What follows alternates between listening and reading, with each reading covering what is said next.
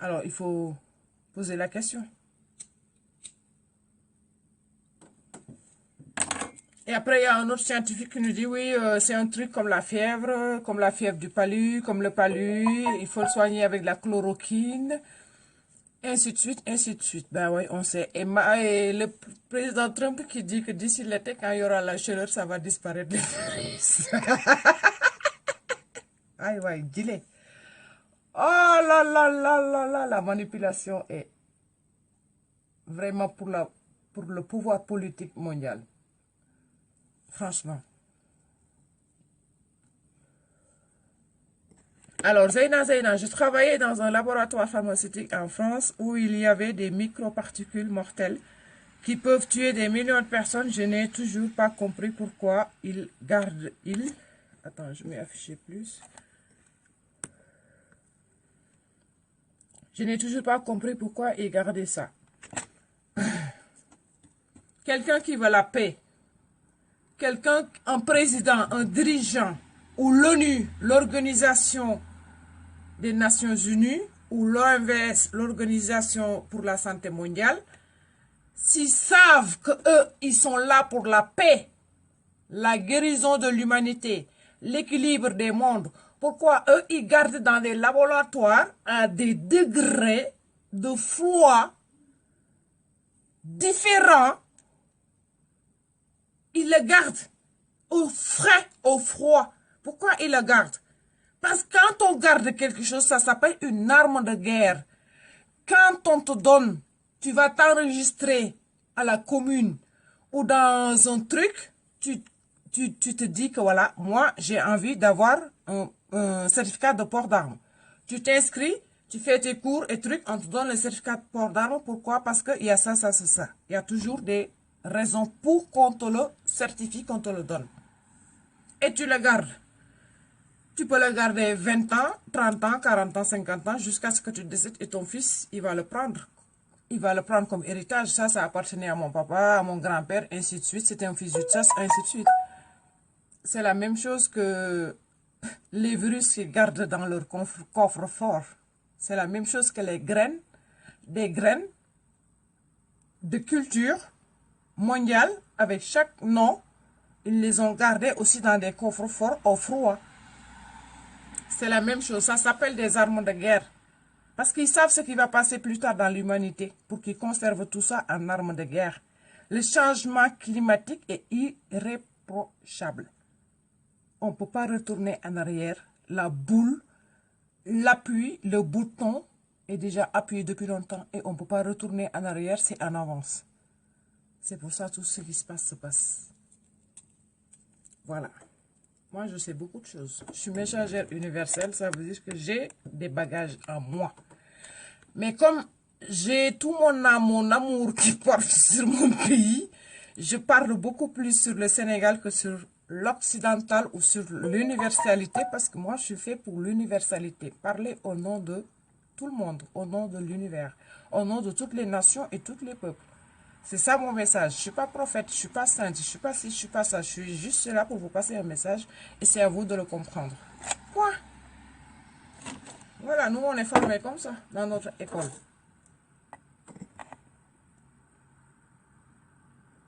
Le nouvel ordre mondial. Oui, il y a ordre mondial parce qu'avant c'était l'ordre mondial. Maintenant il y a le nouvel ordre mondial. Quand Dieu il se manifeste, ils vont changer leur ordre pour un nouvel ordre.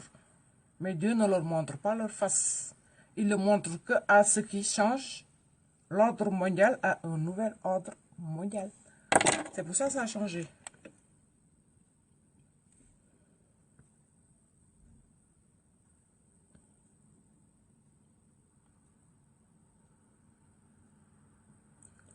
Mohamed Badji, on veut aussi un conseil de coronavirus qui est actuellement pour le Sénégal.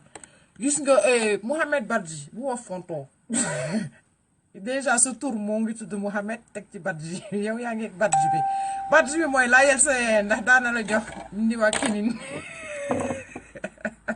laajal sa yaay wala sa papa ndax daan nañ la jox ndiwa kinin ndax daan nañ la jox comprimé ndiwa kinin yu wax yooyu bu fekkee loolu rek rek ça va très bien bu fekkee ndiwa kinin chloroquine d'origine boobu moo koy jox sinon bu fekkee daal nga soccu garabu niwaa tamit tant mieux bu fekkee sa yaay daana baxal niwaa del ndox mi di la ko dampe ak karité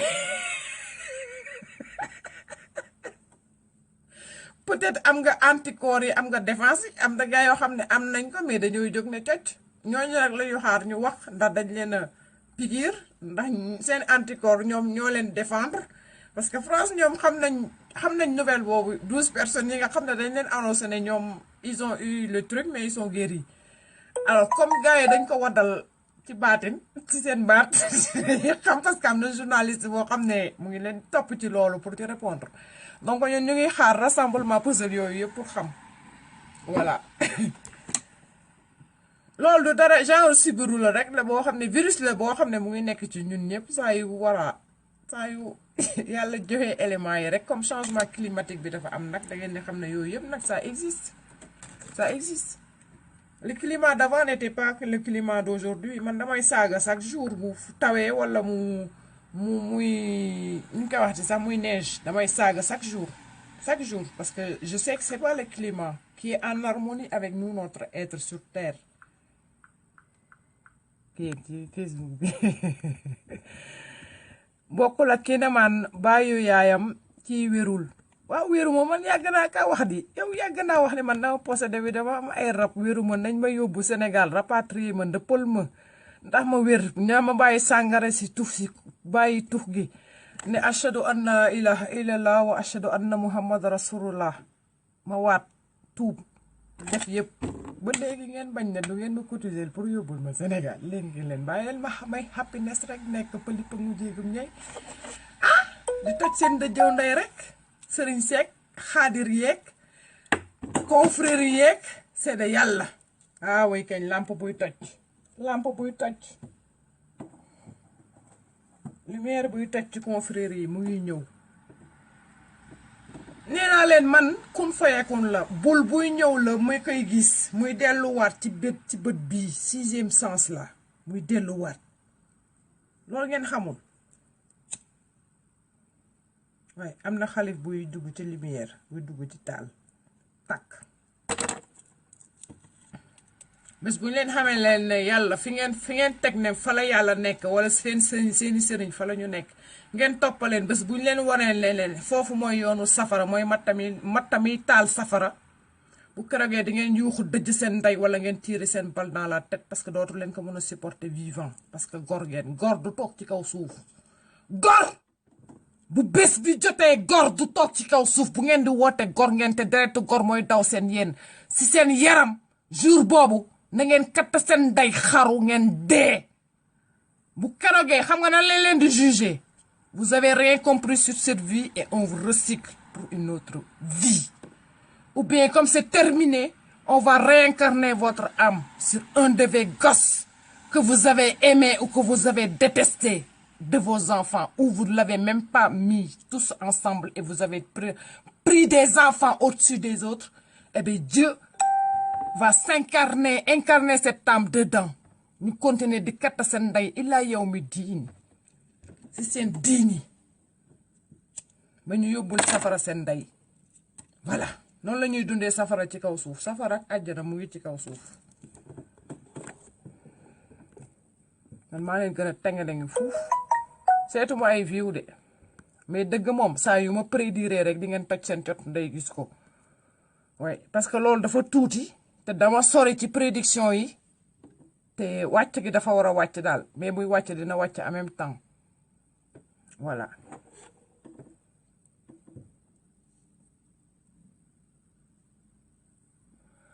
si je parle en wolof maa ngi wax wolof kañ ji dee ma wax français bu ma naree taxale ma wax anglais taxale tuuti kañ ñett yooyu nag falaa mën a yem nag yow it mënumaa waxaat leneen yéen yëpp tegal nañ leen ko ci film ay Alcatraz moo tax man bu jëkkoon dama daan dem liggéey rek wàcc bu ñëwee reer togg reer te yëpp 21h temps chrono top chrono 21h jusqu'à 23h c'est 2 heures de film et après c'est top chrono au lit demain je travaille tout ça c'était mon horaire pendant longtemps et je regardais beaucoup de films ay Alcatraz ak ay yooyu yëpp ay dañuy defaree ay virus ma ne yii yëpp léegi bi ma yeewoo ñu ne ma gis nga li nga gis ci àdduna yëpp même ci film yeeg ci lépp li nga gis yëpp c'est la vérité sur terre qui existe et on le fait en film waaye biñ ma ko waxee ci baatin boobu laa yeew moo tax ma ne ku ñu fëgg mbéj ci baatin bërk rasulullah di nga yeew di nga yeewu par force yeewu universel laa la wax de yeewu waxuma yeewu enfermé si Coran boobu ngay ulhu wallahu ahad allahu samad wala ngay ayatul kursi wala ngay ayatul suratul yasin ngay ayatul rek di teg rek ñu wàcce le kaamil nga teg rek ñu wàcc kaamil kilifa yi wàcc kaamilu yàlla bëri na Sénégal ay Maam Malick ñoom ñëpp dañoo wàcc kaamil ñu door leen teg ay xalif généraux ak ay yu kenn xamul ak ay Malick ak ay ba léegi nag comme dañ leen fi teg ñu wàcc kaamilu yàlla boobu si kaw suuf lan moo tax nag ñu wàcce ko seen dëkk muy Sénégal te Sénégal bokkul ci ñu happiness yéen a ngi ci tugg fi dugg replay en mode replay sur Facebook nouvelle génération non des fois j'ai envie de mettre un peu de l'humour quoi bu ma defee humour nag léegi nag benn nit ku mel ni ndongo càmbe yi mooy toog ko fii naan sa data nday 3 sa data 3 nday ndongo càmbay rek moo ci nekk di commenter loolu ci 55 vues yu ma am yi actuellement moo ci nekk rek di commenter loolu moo lay xamal ne y a des âmes perdues ndeysaan des âmes rancuniers dans la rage et qui essaient de te mettre dans ton chemin. Tu les vois, tu les écrases parce que tu as le temps et l'énergie d'écraser seen dëjëw nday nga continuer seen chemin. Continuer ce chemin parce que plus nga leen di écraser yow da ngay jël ay points. C'est comme les jeux là qu'ils ont les enfants. Plus tu donnes des coups sur les jeux qui existent là que je vois sur mes enfants et tu prends des points.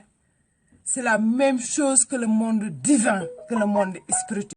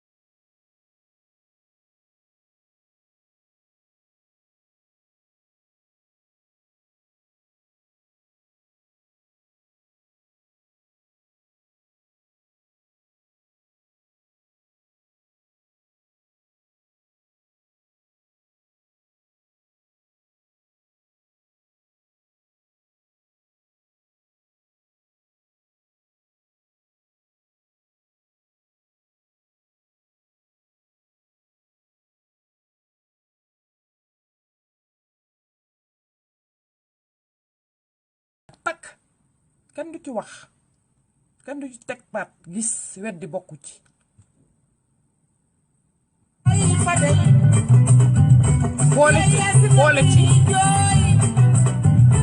boole ci jox nañ leen ay signe ne leen chloroquine nag tubaab bi am moustache ne leen chloroquine famille chloroquine maam seen jóge leen fële ne leen ci olof bu ngeen ko xamulee muy niwaa kinin xam nin leen moo la garab ak niwaa kinin xam nin garab gi mu ngi Sénégal fépp ñu waaye wàccen boo gisee les années 60 50 bi tubaab bi ñëwee foofu ba ñuy photo la région de Cap-Vert ak léegi ni mu mel nga xam ne garab manqué na fa garab yi ñu soxla yëpp en fait boo xoolee nga jël satellite nga teg ko au-dessus du Sénégal nga xool garab yi fa manqué yëpp les années 45 temps de guerre jusqu'aux années de l'indépendance nga xool garab yi am yi ñu terrassé yëpp yi manqué nga ne attends je me dis il y a quelque chose qui se passe nga xool ban pays moo ñëw foofu non gis nga ñun fi ñuy xalaate yéen du ngeen fa xalaate franchement man yaa gannaaw wax garabu ni waa kinin mais nañ waaye noonu daal li koy faj yéen a ko yor vous avez l'arme de guerre c'est pour ça on dit que l'Afrique y a pas de Il n'y a pas beaucoup de contamination comme dans les autres pays. Pourquoi en Afrique? Parce que déjà, l'Afrique, le climat, il est chaud, subsaharienne. Peut-être que le virus meurt plus vite que les 3 jours qu'ils ont dit dans les pays froids. Ou bien, en Afrique, vous avez les anticorps déjà dans votre corps que le virus, ça ne vous rentre pas. C'est pour ça qu'il n'y a pas eu la transmissible ultra rapide par rapport aux autres pays où il fait froid. On est en hiver ici. Ben oui, hein. Tu veux quoi quelque chose? Non. 1 fois 2. J'ai dit une chose et je respecte ma parole. C'est pas la peine de... Mais tu as donné... Non, non, non, non. En plus, je suis occupée. Je suis déjà je suis occupée. Merci.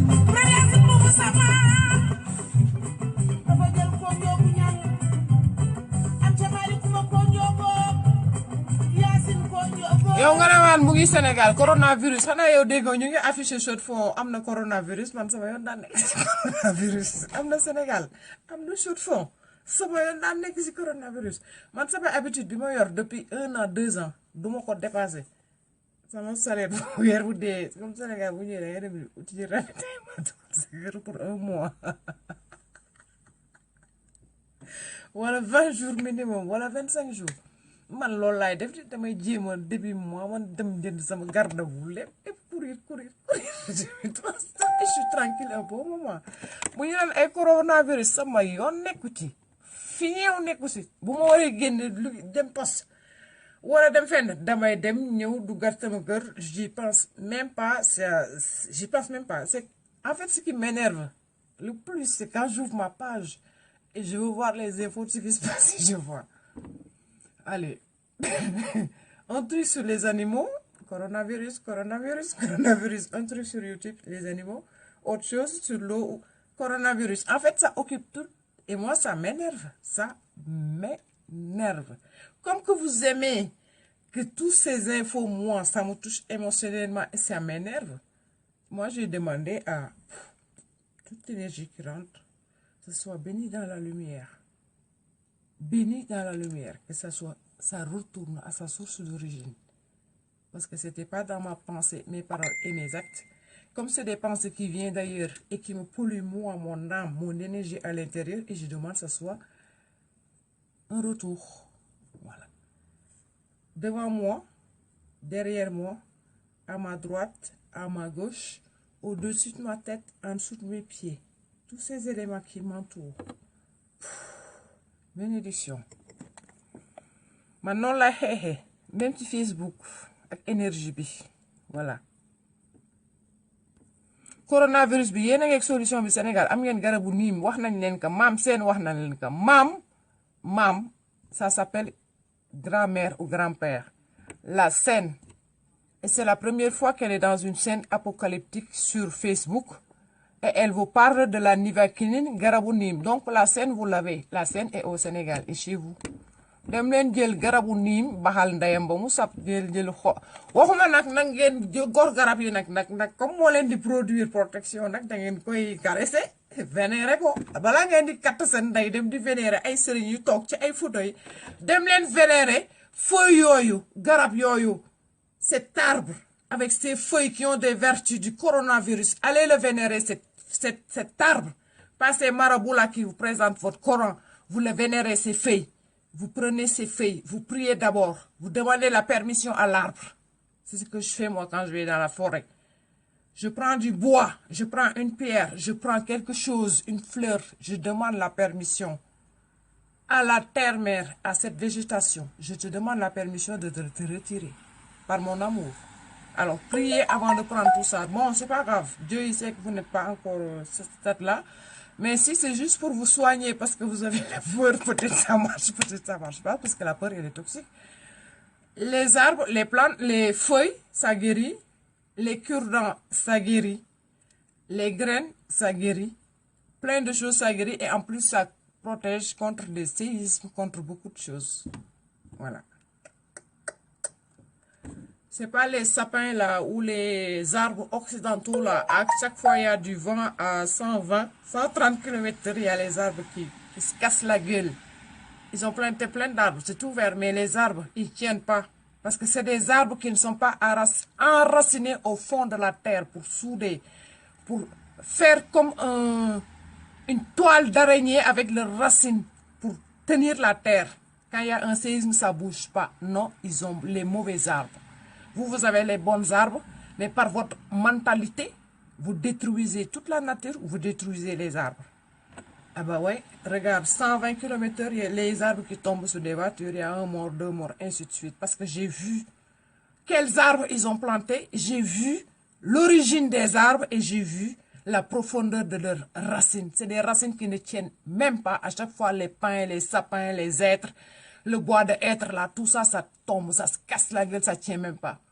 Quand il y a des sortes de vent, même en montagne, billahi wallahi, même en montagne, nous dañu nekk fii di combattre spirituellement. Yàlla dañu jox 4 Corans yëpp 4 livres yëpp arbre de guerre yëpp tegal ñu ko. Juif bu jóg ñu teg la bal, kii bu jóg ñu teg la bal. Jeex na. Ndongo Thiam, je crois que tu as envie de polluer ma page. Bon, je t'enlève. C'est mieux. Je te bloque. Parce que tout le monde voit. Je te bloque.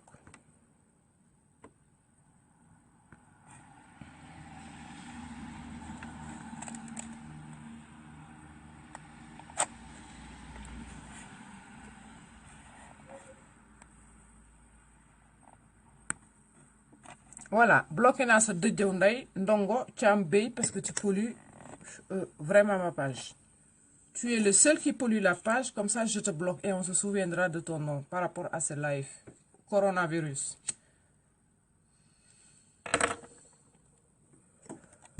Man, seetuma ay nit de, seetuma ay nit. Je cherche des pollueurs.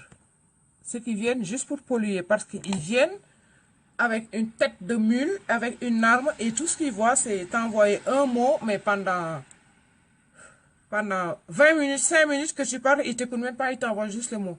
C'est ça les attaques qu'on appelle les attaques de l'ombre, du monde invisible.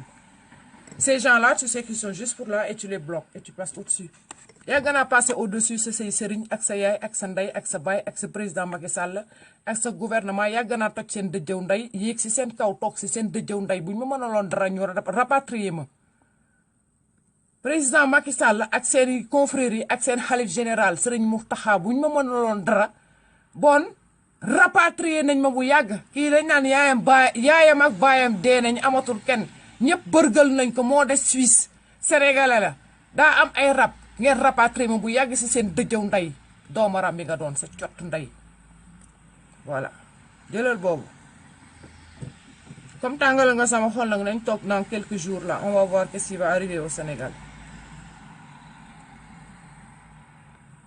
Man yeggaguma ak yéen ci ay prophète ak ay saint ak ay yooyu yeggagu ci dafa am ñuy jëkkante comme yàgg nañoo jëkkante ci àdduna ñu bàyyi ñuy jëkkante ñu jëkkante ñuy jëkkante àdduna ñu bàyyi leen ñoom ñuy jëkkante ñu jëkkante ñun ñu ngi toog nee naa leen man damaa lem sama geen toog ci ubbi sama bët bii 3e œil bi di leen xool di fëgg seen ndey di takk seen ndey si dëjëw ndey ngeen di daanu rek ci baatin toujours am luy am Sénégal toujours du ngeen jog du ngeen jog ñu war a jog ñoo jog toog di leen kokkali seen dëjëw ndey yéen ngeen toog di souffrir di xarti di ñafti di xeexante seen biir bu ngeen amatulee ñu nekk ci kaw ñu ngeen xeexal léegi ngeen di xeexal seen morom yi nekk ci live yi ci nekk Facebook bi ci nekk ci Facebook bi ngeen di xeexanteeg ñoom voilà ngeen di jaayanteeg ñoom ay mbaggal man dama dépassé yooyu moo tax ma leen koy wax di leen tegal seen miroir à chaque fois bu ma defee live.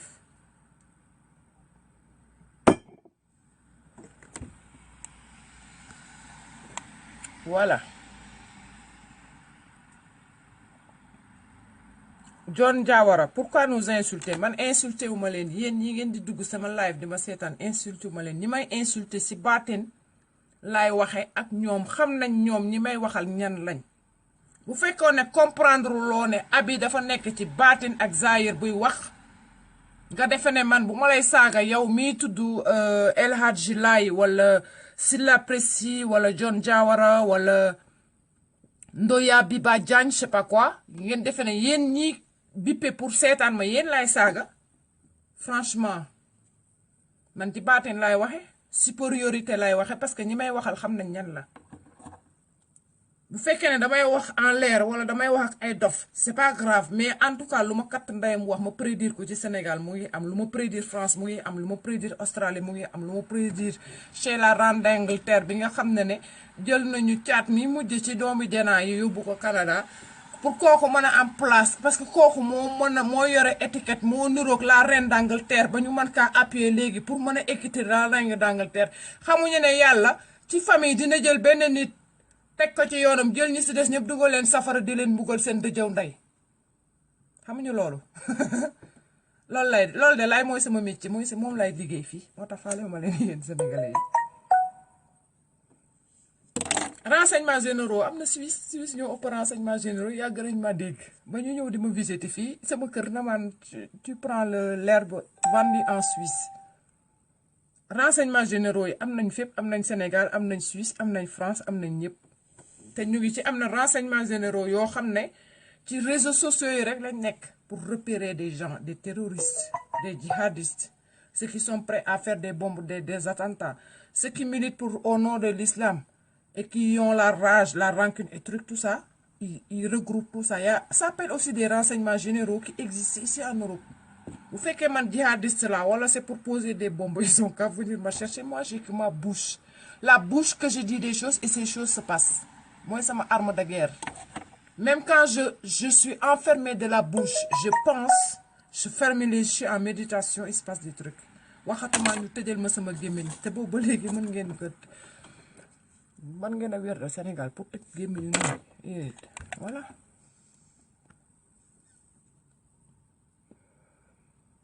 Apparemment, il n'y a pas de coronavirus. L'État a menti pour semer la peur dans l'esprit des Sénégalais pour qu'on arrête de parler au scandale financier. Merci.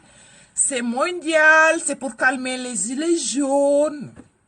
C'est pour calmer la partie nazie extrémiste qui se révèle en Allemagne avec le coronavirus.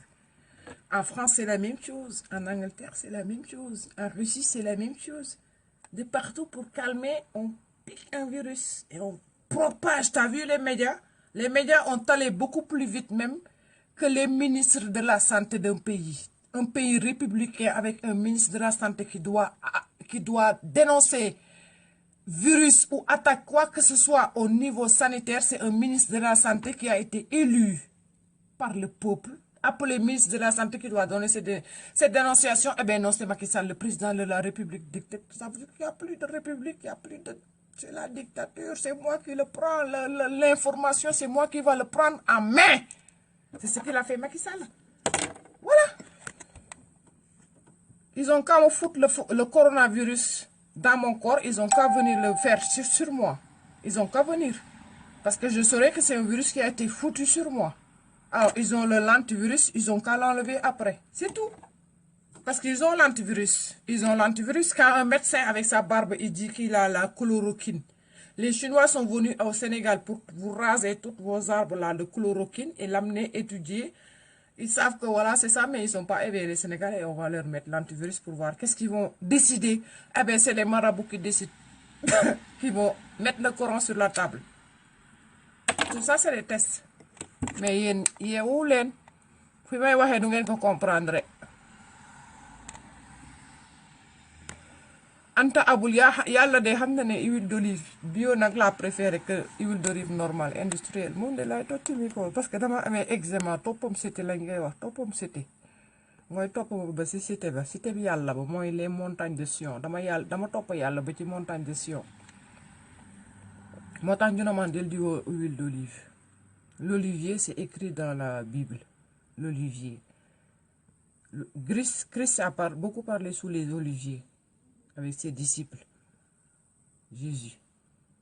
Dans leur explication, mais ils l'ont appelé Jésus, mais c'était pas Jésus, c'était un noir qui parlait. Ils ont qu'à nous montrer. Bon, Sénégal, comme il y a un faux prophète, comme les Sénégal, il y a un faux prophète, il y a yuy génne di manifesté wu comme yéen a ngi nekk ci dëgg yéen a ngi nekk ci islam yéen a ngi nekk ci Coran yéen a ngi nekk ci pas charia yéen a ngi nekk ci laïcité te ñu ngi ci accusé man ñu ngi leen di envoyé ay signes di leen wan ne ay faux prophètes génne nañu léegi génne leen seen vrai prophète yéen Sénégal parce que ñu ngi leen di cokkaas ci ay faux prophètes ñaari jigéen génne nañu ay faux prophètes ñaari góor génne ay faux prophètes léegi nag génne leen ak Limaamu Laay waa Laayeen yi nga xam ne Insa ci ñoom lay génnee ci seen daayira ci seen génération seen kii lay génnee laay comme le caméléon léegi ñu war a wane le vrai prophète nañ ko génne parce que boo ñu ko génnewulee yàlla day génne les vrais prophètes te bu keroogee ku yëngu ñu téegal sa ndey moo tax ñu yónni armée boobu yëpp depuis toute l'Afrique CEDEAO toute la communauté de la corne est à la corne à la tête du lion de Dakar le côté ouest comprendre ngeen di ma leen wax géopolitiquement militaires yi ñuy commencé la corne de l'Afrique est jusqu'au nez du lion la tête du Sénégal c'est ça la zone CEDEAO non bu ma juumulee yéen ñi jàng man de jàng ma awma diplôme gouvernante hôtel laa yor raxas rek voilà du xam ngeen loolu donc nag jàmm la dinañ leen raxas ba ngeen set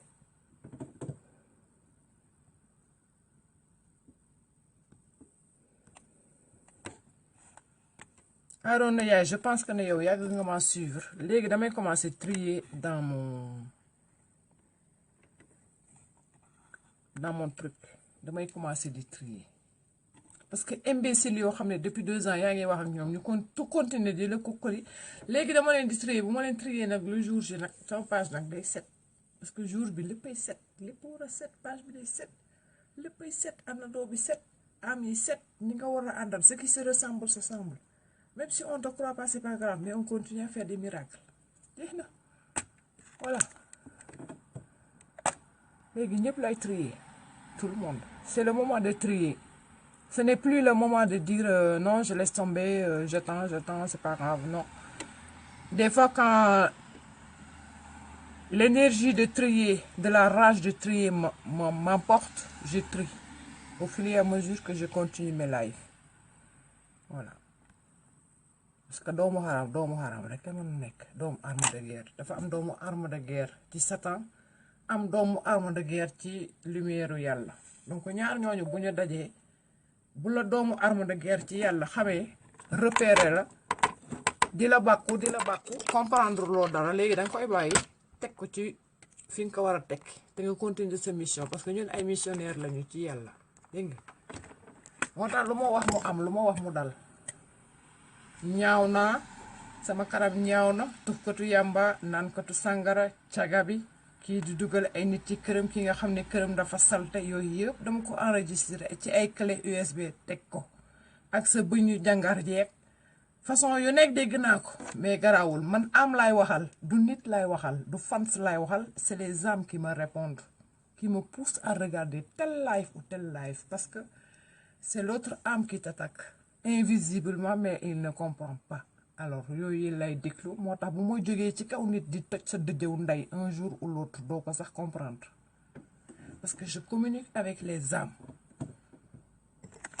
qui sont masquées dans un masque xawma lan la Bamba Gueye doon wax naan masque blanc je sais pas quoi mais en ce moment ce sont des noirs qui sont masqués en blanc. C'est pas les blancs qui sont masqués, mais c'est les noirs qui sont masqués en blanc. Comme il l'a dit, lui. Je confirme.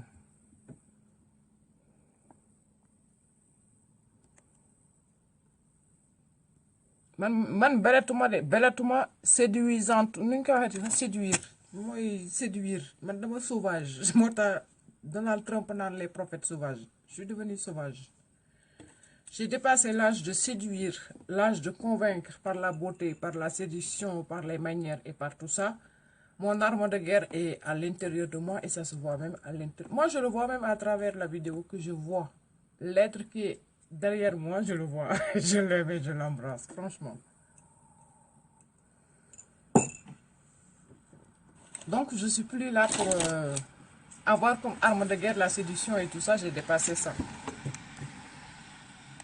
suis dans la spiritualité. Mon arme de guerre, j'ai dépassé tout ça. C'est la spiritualité maintenant. C'est un combat. C'est autre chose. C'est le jihad an-nafs de mon âme. Kii wéerul yàgg naa wax baayam yàgg naa wax ne ni wéeru mu man dama possédé wu yow tamit boo continuer di ko wax gars yi dañ lay teg ñàkk fayda yow tamit yow da nga wàcc sa bopp sax kii yàgg na wax ne boppam wéerul dafa am ay rab nga topp si naan wéerul yow kañ da nga dof ça veut dire que ne dof bi xam na ne wéerul ba toog ne da wéerul yow nga toog na kaan wéerul dof bi gën a dof dafa ngi noonu nag ah bu ñu fontoo waay attends ban heure moo jot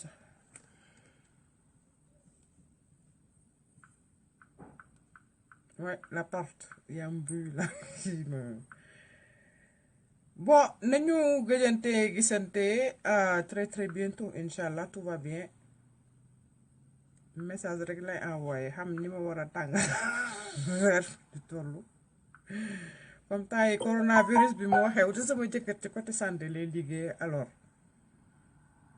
chaque moment ñu ngi woy ay wàlliwu aji faatu cheikh aji faat sek aji faat cheikh wàlliw yi man may woy sama cosaanu maam yow ngay toj di ubbi sa dëjëw nday si réseaux sociaux yi loolu mooy différence bi dongo càm bi bëy xam nga mooy lan bëy dik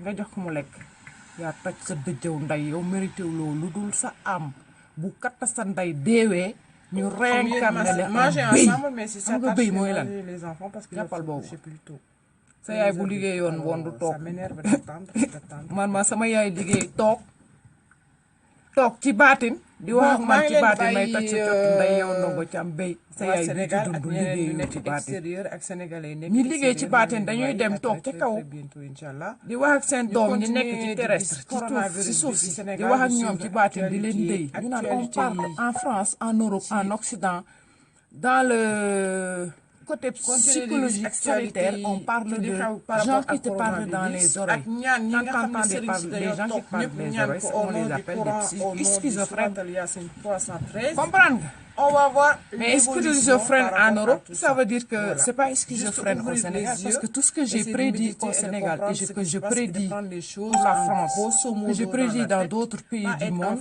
ça se passe donc ça s'appelle une bonne schizophrénie bu dugalaat ko si sa jëw nday yow ndongo càmm sa nday bu liggéeyoon bon doo dugg sama page di concurrence nga bëgg a attirer lumière boobu ak cœur boobu ak sentiment boobu ak émotion boobu dama ko tëj comme caabi blindé ko def ko porte blindé live donc j'ai toujours dit que j'habitais en Suisse et je suis en Suisse ah oui c'est vrai parce que j'ai fermé la porte je vais ouvrir elle est là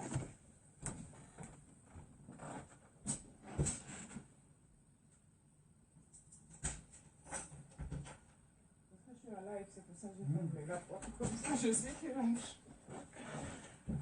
Qui a rendez-vous, qui n'est pas rendez-vous et qui rentre. Parce que sinon, sama yetu canne à sucre moom lay génne bi nga xam ne daa dëj waaye canne à sucre duma wax sax ma bàyyi doon sama yetu canne à sucre moom laa teg de nee na canne à sucre la noonu waaye dama ko teg aw yetu kel xam nga yetu kel mu ko tibbi tuur ka rek billahi boo wàcculee non man dama non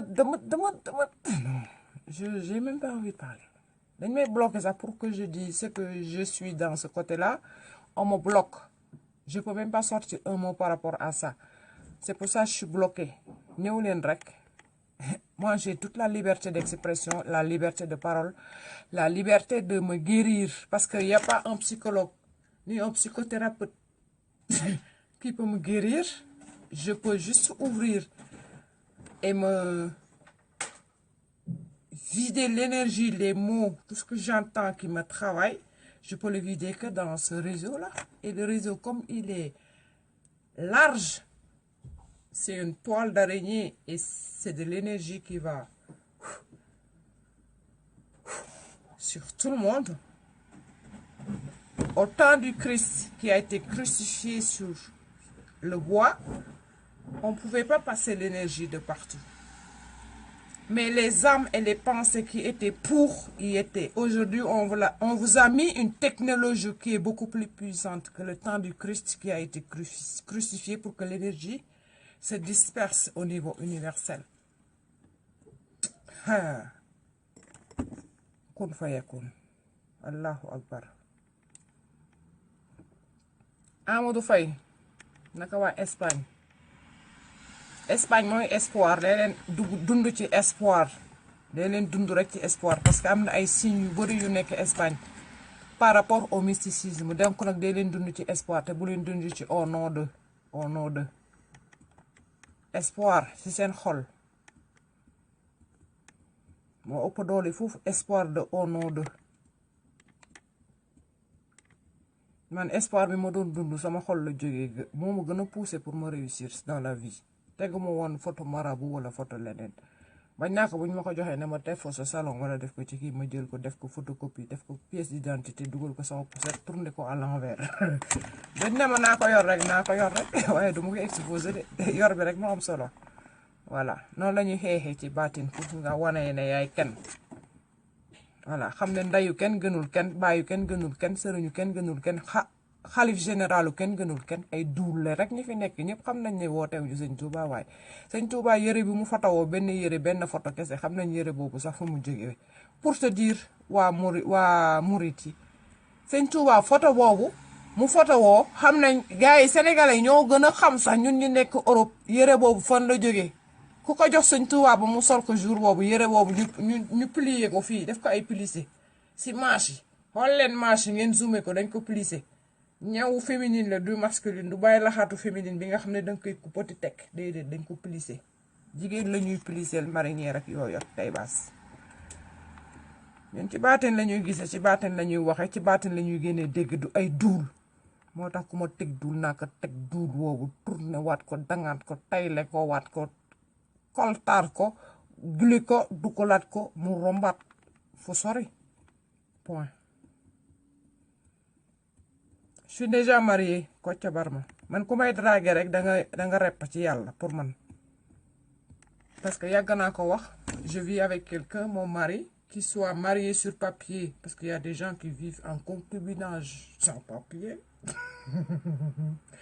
il y en a qui sont mariés sur le papier ici en Europe mais pas en Afrique et il y en a qui sont mariés dans leur pays sur les papiers mais pas côté religieux et il y en a qui ont tout fait côté religieux côté papier côté ici côté ils ont tout fait et après ils ont dit pouf je veux plus rien après je te dis reviens tu reviens et on vit et ça s'appelle comment maintenant c'était statut en Europe concubinage ça s'appelle concubinage mais avec le père de mes enfants avec qui j'ai vécu 20 ans alors boo duggee ci samay domaine man xam nga fii moom damay cosete rek taal rek parce que ci baateen laay wax ak yow bu ma soxla woon góor wala soxla dara bon du ma toog fii bon damay toog di génn ay Caraïbes ak ay Ibiza di leen wane samay live ak samay photo sama changement physique ak sama yëpp seen dëjëw nday dama nekk ci mission bàyyi leen ma toog sama mission waaye bu leen ma yëngal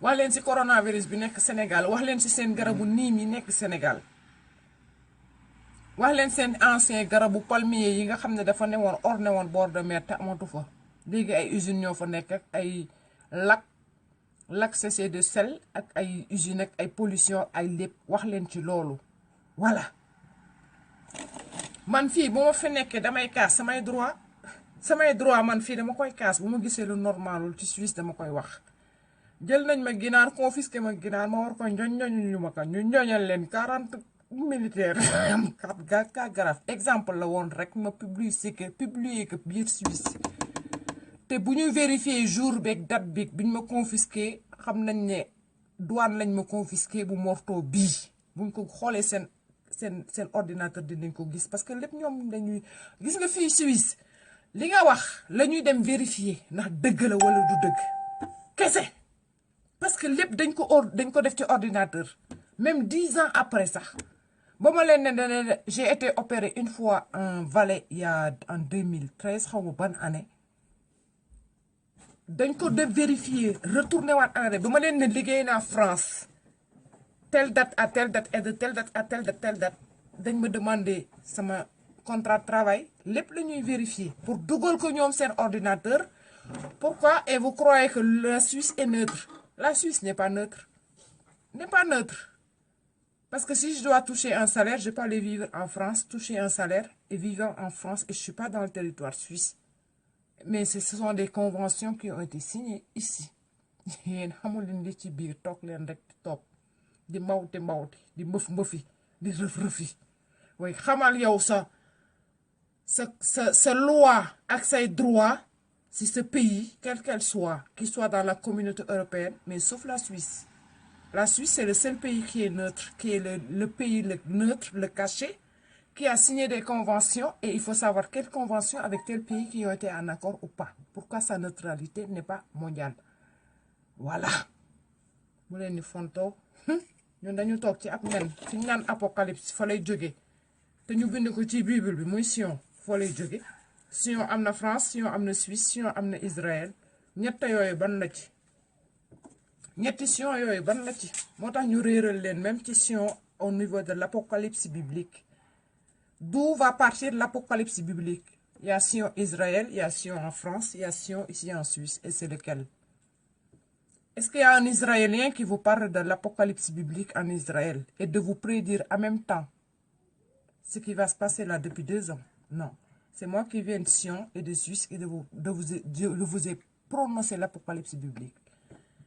Alors, bu fekkee amoon na beneen élément bu ñëw na ñëw kuy jaay prophète kuy jaay saint kuy jaay martyr kuy jaay lii ci biir Sénégal ak xam-xam ak sa Coran ak sa lépp ak xadriya boo mën a bokk nga am xam-xam ci baatin teg ko ci baatin nga ubbi sa gat nga wax nga ne lii la ma yàlla wan ne mooy xew mu xew def ko comme ñeneen ñi sañu leen ko parce que ñeneen ñi ñu ngi fi ci ñoo leen jiitu sañu leen ko man nag ku bees la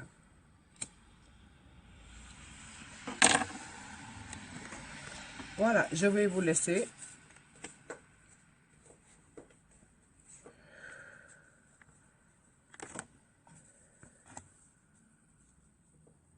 Et on se dit à très bientôt, Inch'Allah, le temps de faire le nettoyage.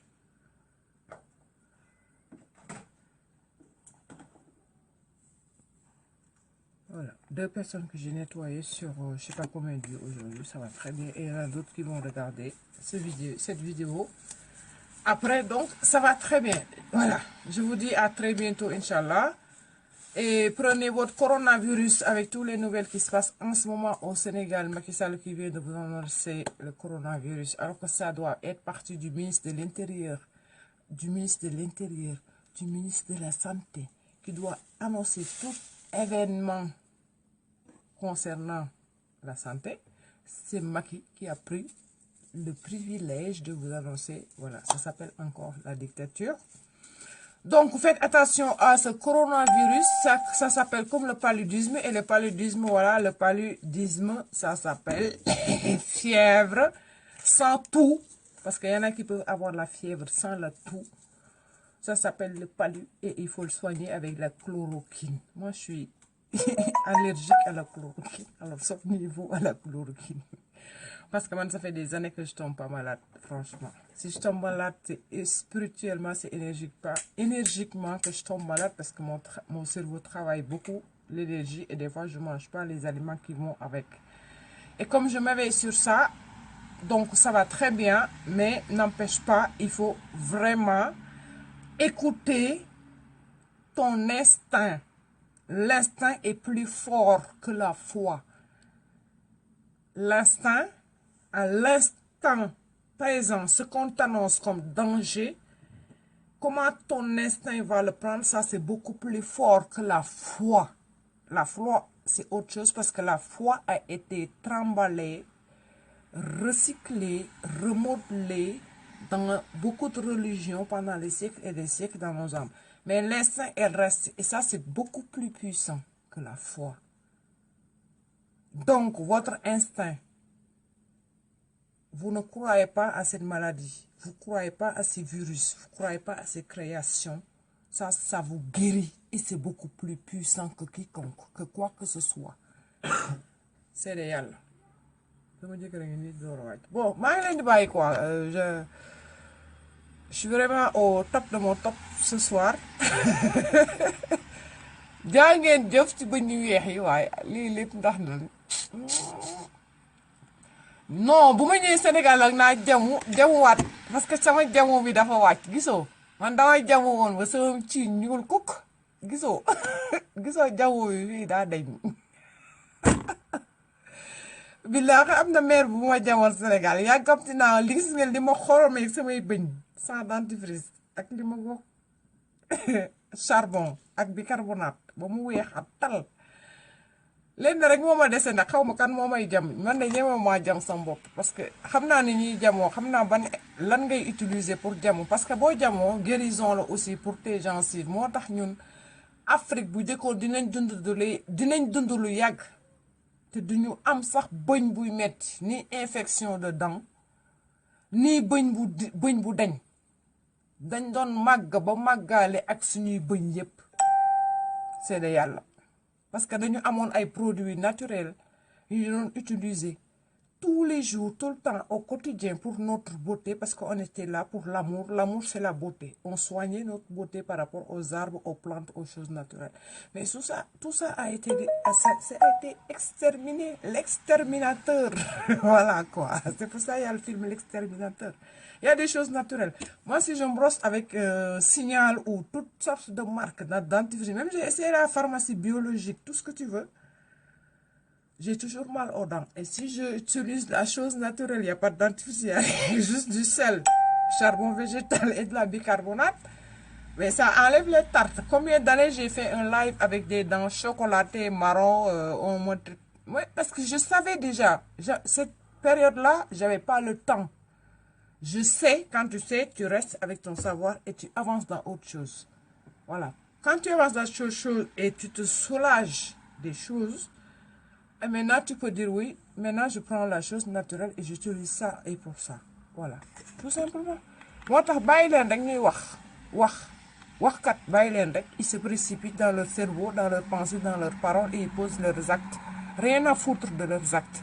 Toi, tu continues si li nga gëm ci li ngay dundé moy nek lu naturel moy sa combat yow moy sa jihad an-nafs moy sa effondrement moy sa transformation moy sa élévation ci benen côté de pensée côté de parole et côté des actes actes yi dañ koy poser du pensée du parole rek parce que ñepp ngi wax waxeet moy pensée parole te do tek actes yi moy wax waxeet actes yi nak dañ koy poser même bu fekkee ne tu mets du temps à poser les actes tu mettras du temps à poser les actes mais les actes vont être posés mais essaie de gagner du temps voilà parce que le temps on n'en a plus parce que le climat on voit les choses qui se passent donc on est obligé tous d'être en épreuve même moi je serai en épreuve.